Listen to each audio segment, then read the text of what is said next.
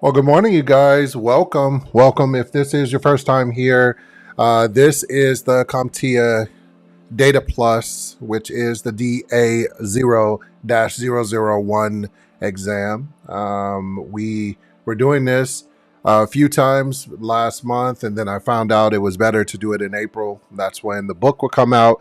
By the way, we do have the book. So if you have not had a chance to pick up the book, let me show you what the book looks like. So, the one that I got is the one that's taught by Mike Chapple, which is who is actually teaching this class. So, if you want to go to Amazon, get the book. I got the Kindle version. So, um, if you want to go and just check out what's going on as far as the book, this is the book. Okay, so it is Mike Chappell wrote it, and it is also it is really good. I've been reading some things outside of the classwork, so I'm just going to pull this up just for those that may not even know what this whole thing is even about or why it matters. So for data heads like me, this is a really beautiful thing that CompTia came out with, because this is vendor neutral, meaning that this is not a test that is done by, let's say, Apple or Microsoft or Lenovo or some company like that. It is gender neutral. So CompTia has, people know them for their A plus, their security plus, their net plus, but now they have a data plus. And so I was really excited when they first announced this course. It as you can see, this came out in February of this year, and we are just on April 1st today. So there are people that have been studying for this, I'm assuming, since it first came out. But I know the books didn't even come out until April, because I was kind of looking for them, honestly. So where we're at right now, so he goes through, and just to kind of recap, bring us up to where we are in the classwork so it'll make sense. So it is a 90 question test. You have 90 minutes to finish a 90-minute test. Okay, so you have to get a 675, which he goes over in the beginning of the classwork. We won't be picking up from there. You can watch the live stream on YouTube, or you can watch the live stream I did on that before. But so this is pretty exciting. Let's go ahead, because we only have an hour that I'm going to study, and I'm going to keep this to an hour, and it's every other day. So today is Friday. Of course, Saturday we'll take off. I'll see you guys again on Sunday morning, where we can go through and talk. So on the weekends, it'll kind of be different because the timing will be different. But for the weekday, this is pretty easy for me to stick to That we and go don't through. actually So store let's in get a started. database or other data repository, So we're but in instead data calculate based manipulation upon values that we techniques. have So stored. that's We over might then here. use We're those in values in other LinkedIn Learning. calculations or Let me analyses. stop this for a minute so I can be clear on where we are and what we're doing. So this is LinkedIn Learning. If you are on LinkedIn, LinkedIn Learning acquired a video teaching system. Okay, it was lynda.com before lynda.com got purchased. They turned it into LinkedIn Learning. And so you have an option for LinkedIn Learning. Because I am a veteran, they give us the LinkedIn Learning each year. They give it to us free, which is an excellent thing. If you are a veteran, take advantage of the fact that LinkedIn gives you a premium service each year. Not just LinkedIn Learning, but they give you a premium for your LinkedIn profile. So just make sure you do that if you have not. If you need to know how, reach out to me. I'll be happy to get you the information of how to do it. I've been doing it for years now, so I can definitely give you some insight on that. So this is the data mining portion of it. So this is kind of the domain number 2, and in the book. So we'll just pull up the book as well, so we can kind of go along. So the way the book is organized, and this is what we will start kind of reading to. is broken down. I will see if I can get the table of contents here for you. So he is on domain 2 right now, and that's kind of the way that he's breaking it down as he's doing it. Chapters are considered to be domains. So we'll just go ahead, get into it, and start taking our notes. And if you guys have any questions or something, just ping me. I'm here. We will be going on break, so this is not just 1 full hour straight through.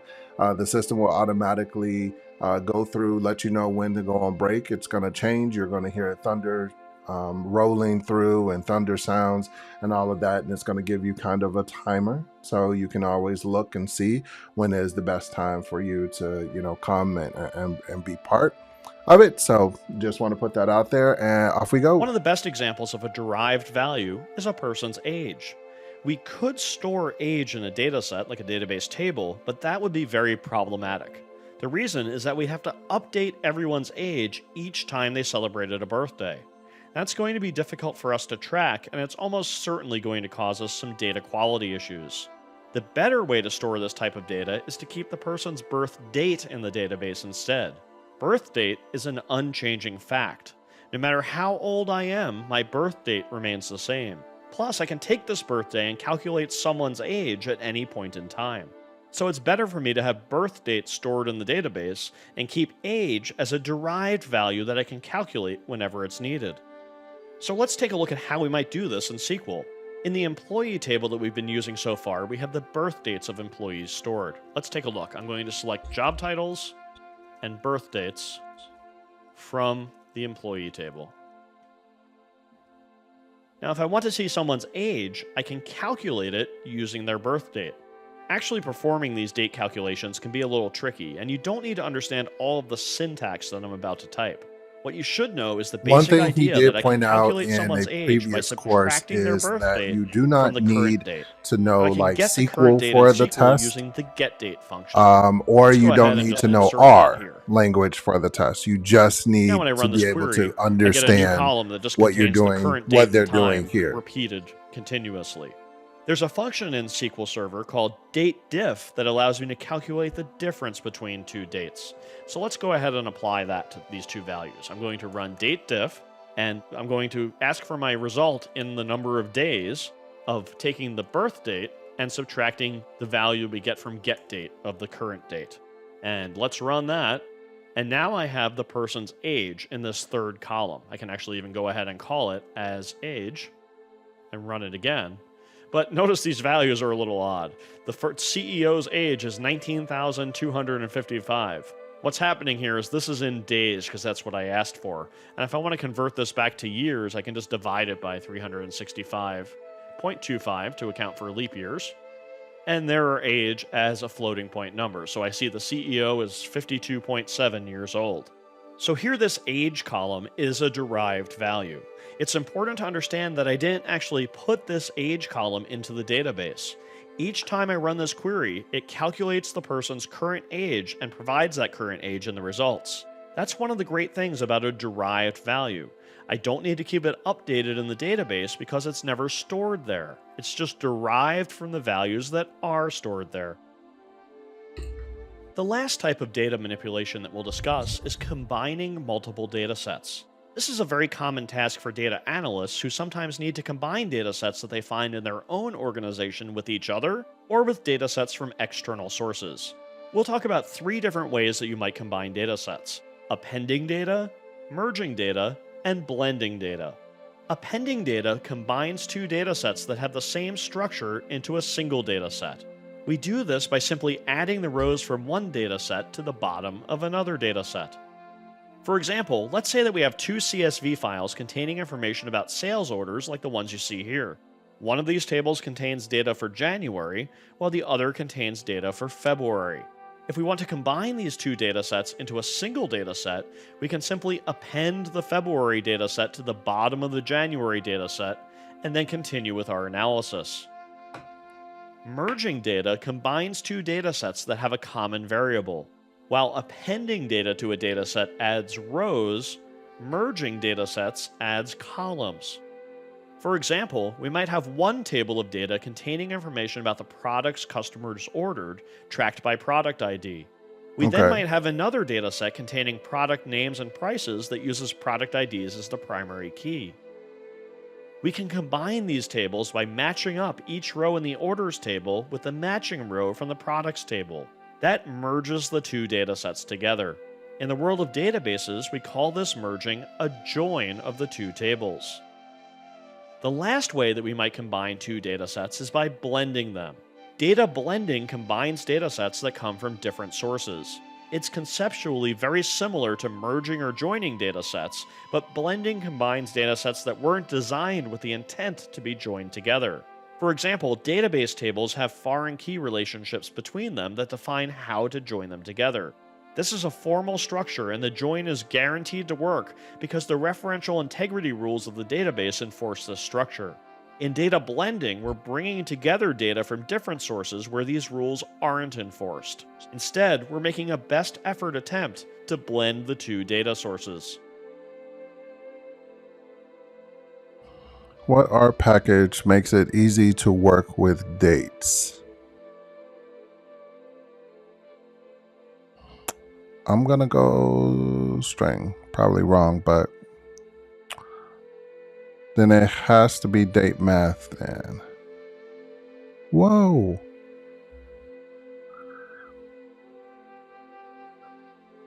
So it is Lubrit date. I don't know anything about R, so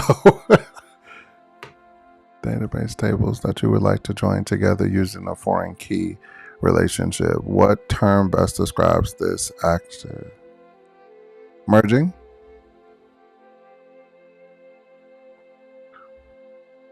Which one of the following values will appear first if they are sorted in descending order?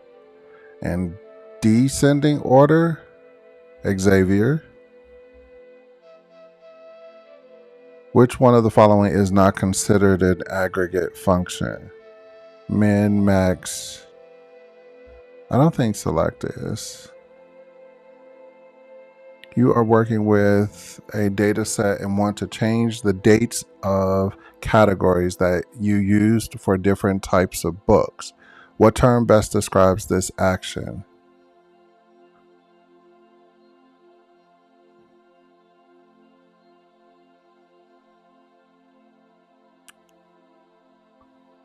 Want to change the name of categories that you use. I don't think it's filtering though, but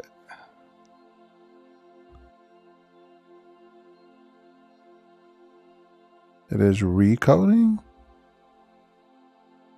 Interesting. Okay, that one I need to look up the term recoding. So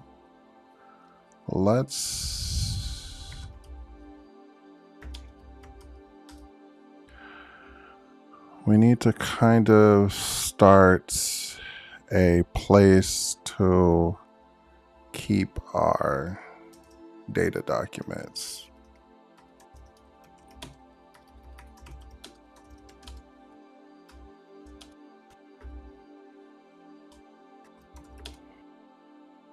Okay, so we definitely need to look up, we need to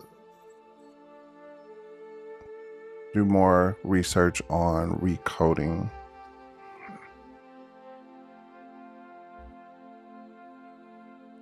You are working with a data set and need to swap the values in rows with those in columns. What action do you need to perform? Transposing? When I do want to look transposing up too, because I think I misspelled that.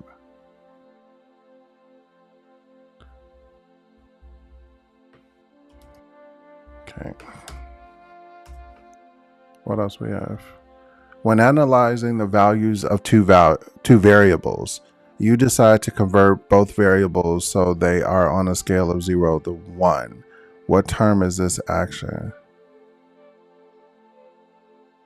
That is when he was talking about when you have things that are within a certain, I'm going to go normalization. I think that's the term he used. Okay.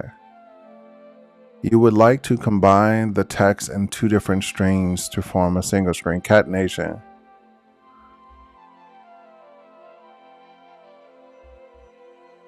Imagine for a moment that you have a 1,000-page textbook about databases and data analysis sitting in front of you. It's a comprehensive book containing everything that you need to know about databases. Now let's say that you'd like to learn more about foreign keys and you're not sure where they're discussed in the book. How would you go about finding every page that contains the words foreign key? Would you flip through every page of the book and look to see if it contains those words? Of course not. That would take hours of your time.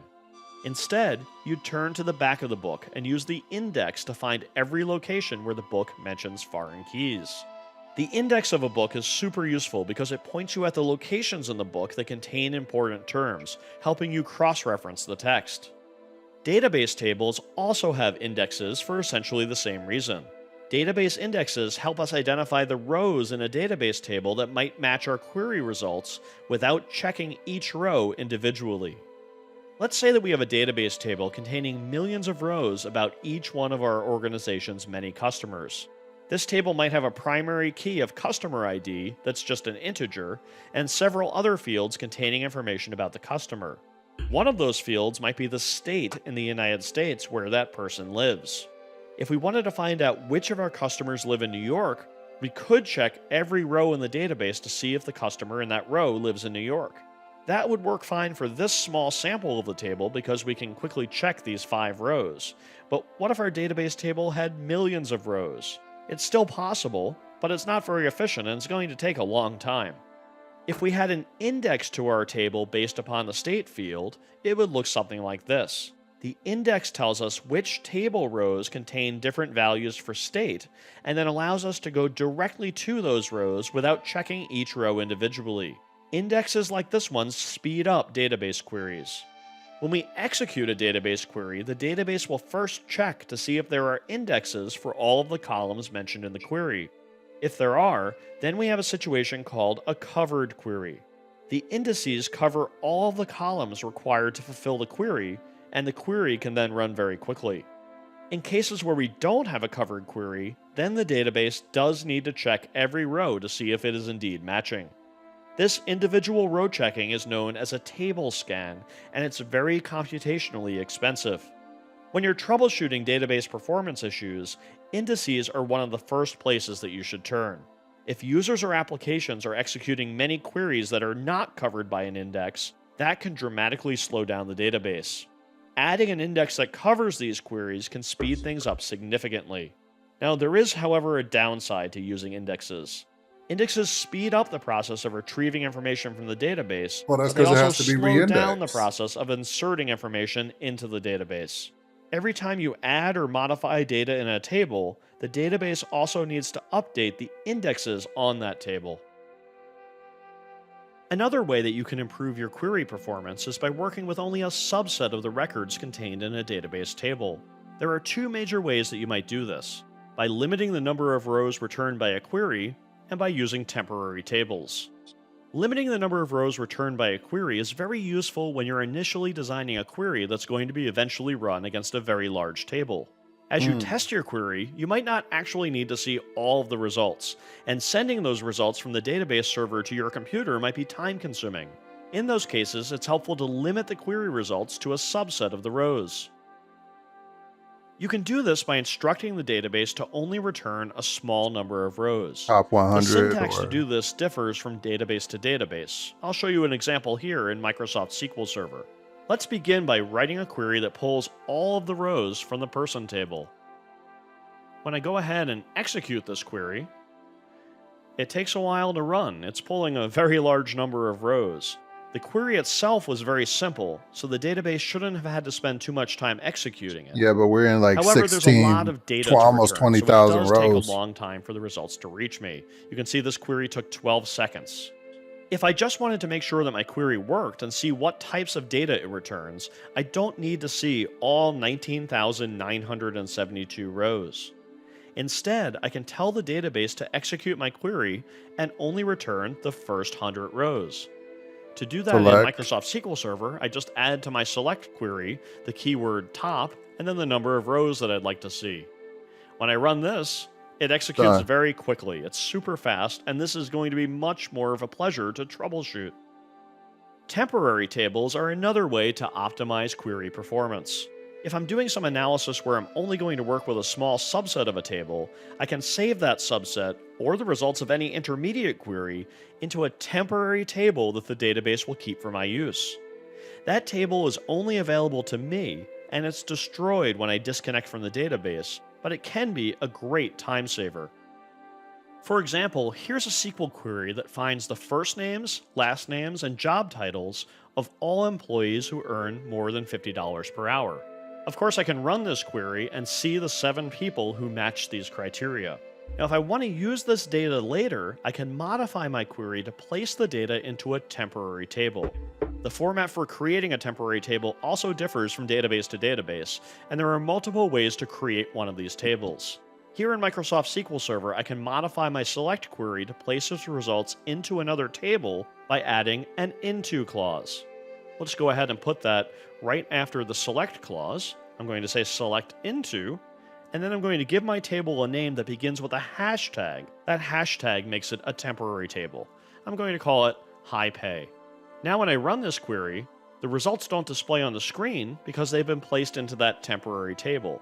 I How can do you run find queries against that temporary table. Let's give that a try. I'm just going to select star from my temporary table, high pay.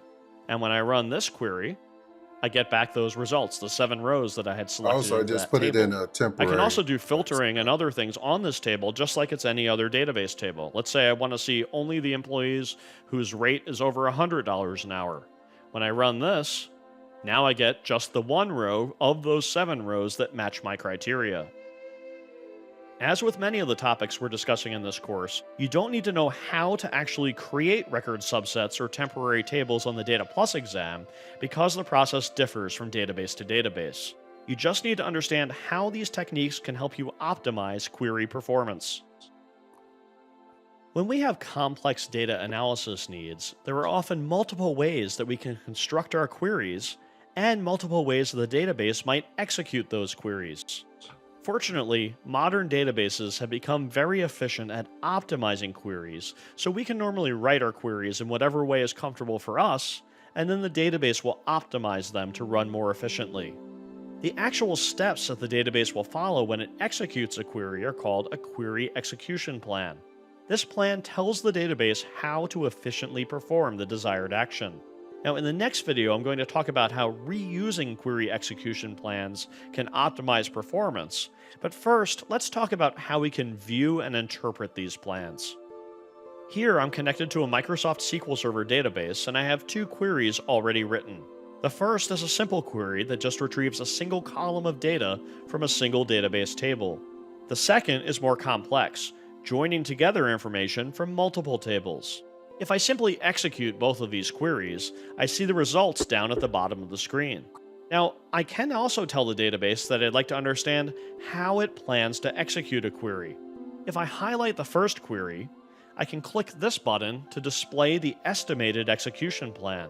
For this first query, I see that there are only 2 steps to the process. I read this from right to left. So first we do an index scan of the table, which is the most costly operation I with wish he had zoomed 100%, in and then we on this simply part. perform a select on that table, and it Maybe has a when I get cost to of the book, 0%, it'll meaning be that it's zoomed fairly in. simple.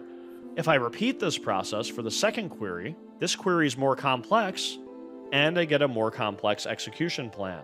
Now I see that there are 2 seeks performed, one for each of the 2 tables in the query. Then we perform an inner join to combine 2 tables before selecting out the results. Finally, if I highlight both queries at the same time and then generate the execution plan, I see both plans together. Importantly, I also get a relative measure of how much time each query will take. I can see that my simple query is only responsible for 35% of the cost of the combined queries, while the more complex query requires 65% of the resources used. So the second query is about twice as complex as the first query. As a data professional, you may want to modify or reuse query execution plans. You won't need to know how to do that on the Data Plus exam, but you should understand that it is something that can be done, and it's an excellent way to tweak the performance of commonly executed queries. Parameterization provides us with the opportunity to further improve both the performance and the security of database queries. They provide us with the ability to create pre-compiled queries that perform a lot of the heavy lifting the first time that you execute a query, and then reuse that work to speed up subsequent query executions. There are two major techniques that we can use to parameterize database queries, and they differ based upon where the query is stored. In a stored procedure, the client does not directly send SQL code to the database server. Instead, the client sends arguments to the server, which then inserts those arguments into a precompiled query template that's already stored on the server. For this reason, stored procedures must be created by a database administrator, and then they're updated on the server. In a parameterized query, the query is maintained by the software developer in the application code, and then it's matched with new inputs whenever it's executed. Both stored procedures and parameterized queries improve query performance because they allow the reuse of query execution plans. Once the database develops an execution plan for the first execution of the query, it then reuses that plan for future executions. Let's take a look at an example. This database has a table called Customers that contains contact information for a business's customers.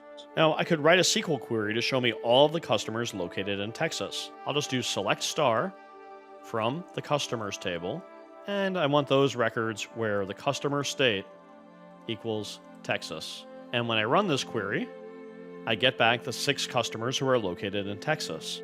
Now, if I had a web application that allowed me to select the customers who live in a certain state, I could send a query like this one from the web application to the database server. Alternatively, I could create a stored procedure that allows me to store most of this query on the server. Let's go ahead and do that. I'm going to create a procedure called SP for stored procedure, and then customer state. And then I'm going to tell the database when someone calls this stored procedure, they're going to provide a character string containing the state of the customers they'd like to retrieve. So I'll just put in the syntax for that. I'm going to have a state variable that's going to be a character string of unknown length, Varchar! and I'm going to create that as Variable and then I have my query characters. from before down here. And the only change I'm going to make is instead of specifying the state, I'm just You have going to to put say the to at use symbol. that variable Yep. that's passed in when the user executes the stored procedure. So I'll run this, and that creates the stored procedure. So now that my stored procedure is saved on the database, I can execute it whenever I like. The way I execute it right here in SQL code is to use the exec command, and then provide the name of my stored procedure, SP customer state, and then whatever arguments it requires. So if I want the customers from Texas, I can just run this query, and there's my But 6 you did it customers at from the at Texas. symbol. If I look instead for customers from California, I find 7 customers in the state of California.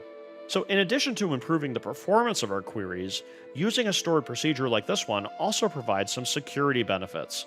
It helps protect us against a type of attack called a SQL injection attack. No matter what input the user provides, the user can't alter the underlying SQL statement that's already stored in the database. All right, we have a quiz, another one. You have, let's close this down. So you have a database where queries are performing slowly. Investigating the results, you find that the database is performing a time-consuming table scan. What actions can best improve the query performance?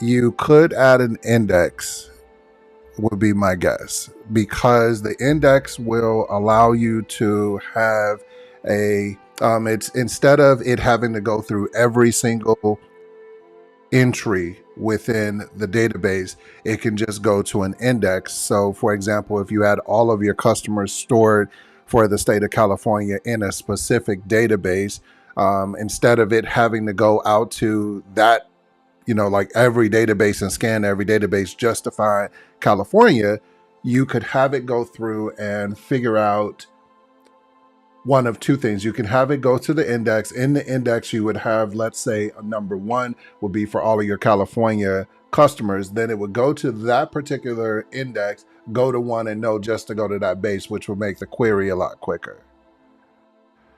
You are a database administrator and you create a precompiled query that is stored on a database server.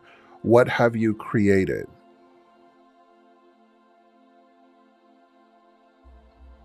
I'm gonna go query execution plan. No. Let's replay that real quick. Parameterization is what we were supposed to go through. And for some reason, it's playing extremely slowly, but okay, I guess. But the answer is here. No? Okay, so you are a database administrator and you create a precompiled query that is stored on a database server. What have you created? A stored procedure, which is that one where he shows the. Okay, that's where it is. He shows the reason why it is a stored procedure is where he shows when he was showing the almost like a schematic of the way that you've put together your queries. So you've written out a format of how the queries should be. Okay, makes sense.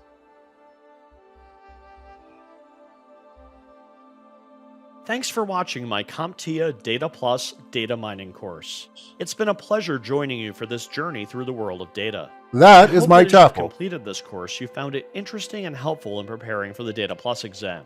You should now have a solid foundation for the data mining domain of the test.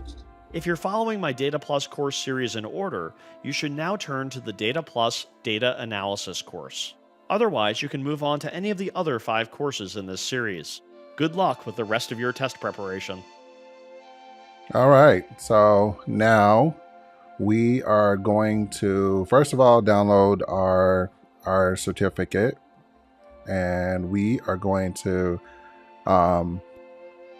do one of two things. We keep all of these little pieces of everything that we have done. So I am going to do one of two things. I am going to download the PDF version of this, and I think I am going to create a new folder specifically for this class. Um,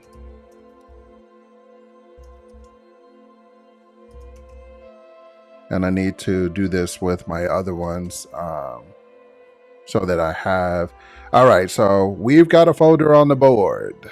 So we are going to put this here. We are also going to make sure that there is a certification link. So we are also keeping track of this on my website. So I am going to, we're going to post that onto LinkedIn as well. But before we finish, we need to go ahead and make sure that this is up on the website. So I do have a Squarespace account, and we're gonna go through real quick and just put it there. Put it up on the page. I'll do it with you guys here. We need to be in a different section because we are not in that section. We are in this section. So we need to be in the data science world, and we need to put the post in the data science world. And not sure. Let's see what they want us to do. So we finished, and I know some people would be like, "Well, why is that even a thing? Like, why do you care?" Documentation purposes. That's why I care. So this will put out.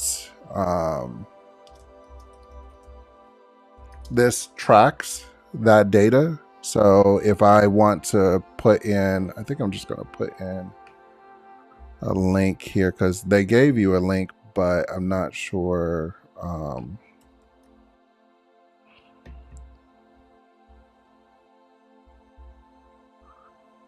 So no, we are not doing that. We are going to get rid of that part. And we're going to figure out how to do this much quicker than this, because I guess we could just put the I think the file that they gave us is not a um, yeah, it's a PDF document. So I don't know that it will be better to have that in a, um, we have that in a form. So we should probably put that,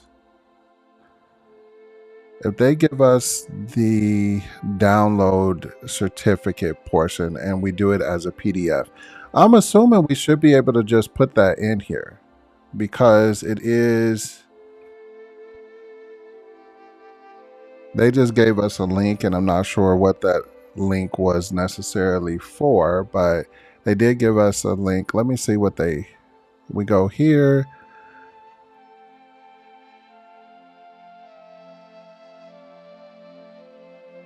Oh, okay. So all this is a link itself. Okay, got it.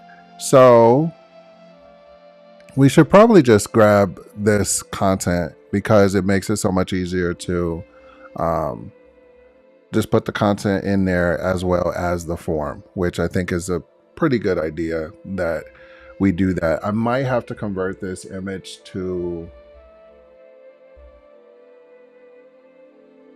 which I think I'm going to do. I'm just going to convert it from a PDF to a JPEG, which I think will be easier for the system to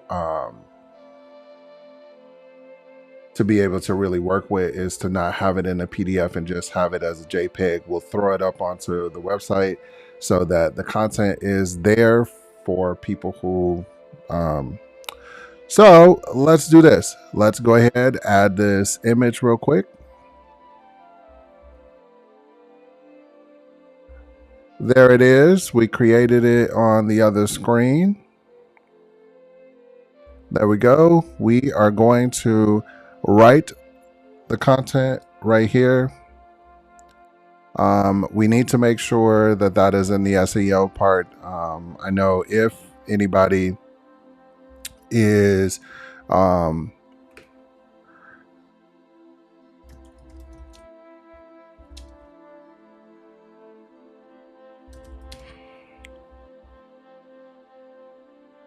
all right, so we want to make sure that we have all of this stuff. You always want to make sure that your name and information is there. Very important that you do that. If you are going through to put content out, you want to make sure your name is there. It is extremely important that what you put out is there for people to see. So that is where this whole link portion comes in, I think, as well, is that if we're going to put the source URL in there,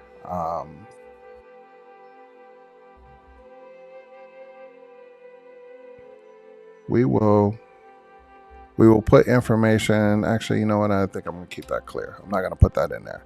But for this, that's all that you really need to do. And outside of just go ahead and publish it and make sure that it goes out. So once that's done, it'll be out. It's on the page. We'll go back to our study in here. So what we've learned from this is, as the content goes through, we need to make sure that there are two things that we need to follow up on for learning: is what is recoding and what is transposing. So that is a title. I did get another one wrong and I didn't write it down at the time, but I probably should do that the next one. So we're moving on to his next class. So we have like 2 hours left of this course. We won't be here for 2 hours. We only have about another 20 minutes or so left in this course. We'll have one break here coming up in a couple of minutes, and then we will go through and we will work on the next part in the next class. And as you can see, we don't have that much left to go in the course. So we basically have about an hour and then it'll tell us on the next part how long the other portions of the courses will take. But we need to always make sure that we are staying focused on just keeping it simple. So that's what we will do. We will definitely keep everything very simple in our study group and working. I know there's a couple of you guys that are overseas, and we're kind of working on this, and the time difference is there. I get it. So what I was thinking to do is I was considering if we should open up a Slack channel and just kind of keep our content in a Slack channel. I haven't really, I'm thinking that that's the way I'm going to go, is to just open the Slack channel. That way, if people want to come in, they want to, leave messages and I'm not available at the time, they know you can always go to the Slack channel, leave theirs there. If there's anything that's going on, they can quickly get answers by other members of the team. But right now, I haven't really fleshed that thought process out. So I guess I should add that as kind of part of our to do. I use Todoist, so you guys don't have to use Todoist. I just use Todoist, and I think I'm going to just keep a portion, create a whole entire just project for that. Not even just a whole thing, but like an actual project. I don't think I have one yet. Let me make sure I don't have one. No, I do not have a project for that. So we're going to create one, and we're just going to call it, I've got quite a few others. As you can see, when I was working on some other certification exams, I had classwork that I needed to do. We're going to make it a really, like bright color and that type of thing. I don't know if I want to do it in the board yet. I think I'm going to just keep it in the listings side of things. Okay, so we definitely need to confirm if we want a Slack channel. We also need to research. I guess I could have did that in here too. I didn't really think about it because I don't really use so I need to research.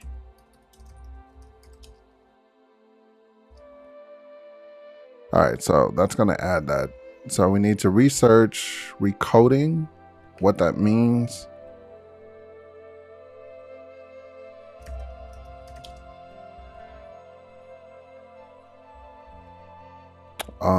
And we need to look at transposing.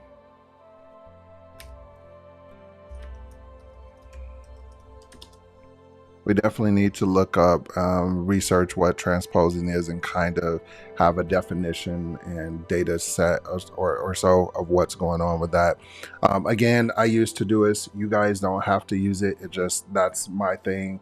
That has really worked quite well for me to go through. But now we're going to proceed forward with the data analysis part.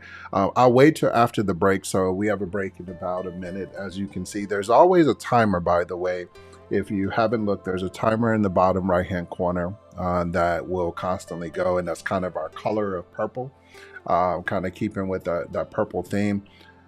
You can always look there to kind of keep up with where we are. Usually the way that I originally set up this class was for a 2-hour session. So you would have 2 sets of breaks that are set in. So what will happen is this will automatically move forward to the breaking time, and that you will have your first break. And your first break will usually be about like 5 or 10 minutes, gives you an opportunity. Like right now, we're going to go ahead and stand up. So if you have a standing desk, let's go ahead, stand up.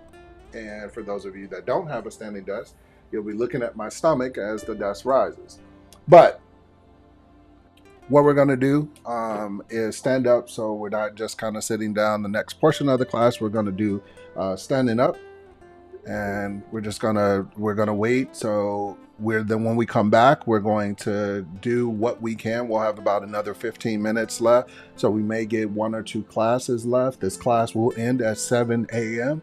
Central Standard Time, so that you guys are aware of that part. I appreciate everybody that's shown up to the course. We've had a couple of people come into the class, the study group, and then they either had to leave really quickly or not, but that portion doesn't matter. Just understand that you can come in, study with us. This is a safe place to make mistakes. I just want to make that portion clear as well. So you guys should be getting ready for your break. I'm just going to check a couple of things, make sure that we have, if there's any notes, I should probably put this out as well where people can publicly.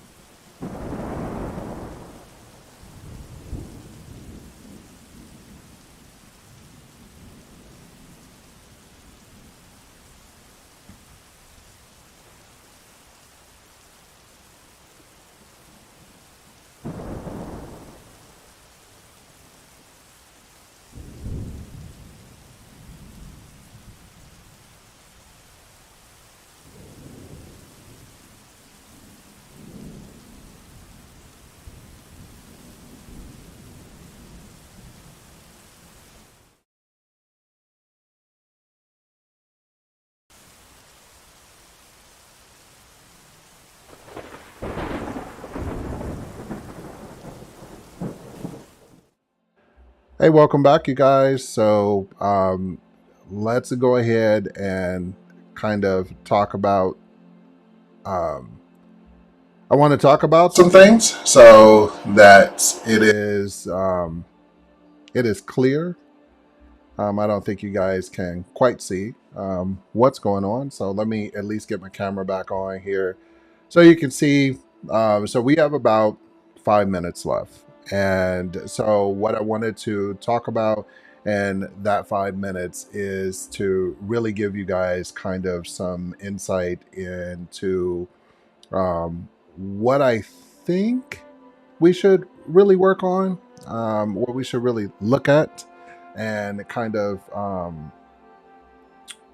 maybe deal with. So, okay, we're going to put you out on the screen. So, if you have not purchased the book, so right now we are going through my Chapple's course on LinkedIn Learning. Yes. What we will do as we proceed forward is we will go through, and I think I'm going to map this out so that it's a little bit clearer what I think, and you guys can chime in. Like I said, I should probably see what does uh, what does what does Slack do? What we can do with Slack. So, what is the pricing for Slack? So,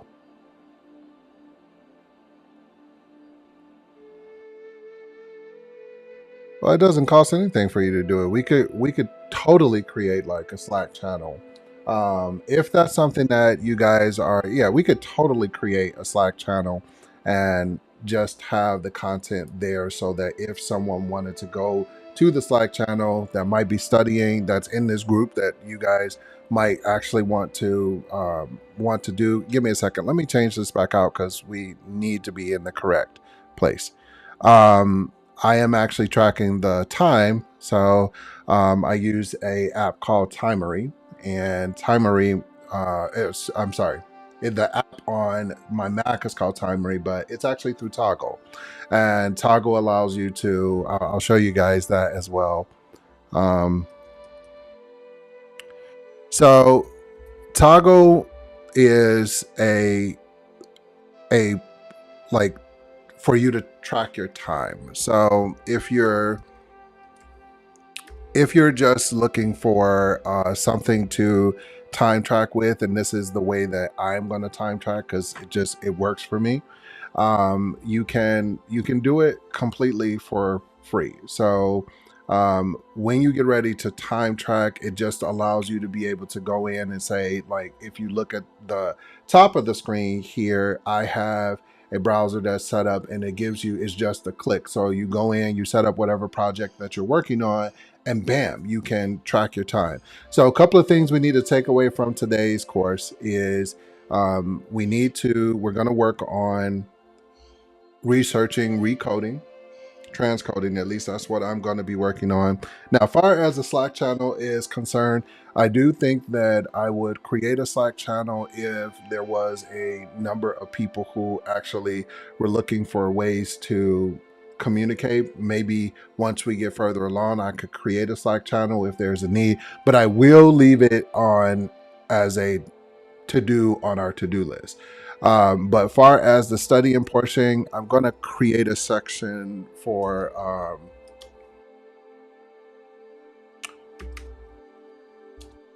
all right, so that we're going to move these into that section, and then we're going to keep a section for kind of to-dos. So it is 7 o'clock. So I appreciate you spending time with me, taking the time to just chill out and to work through this work. And that's what we're going to do. Sunday, I'll see you guys then.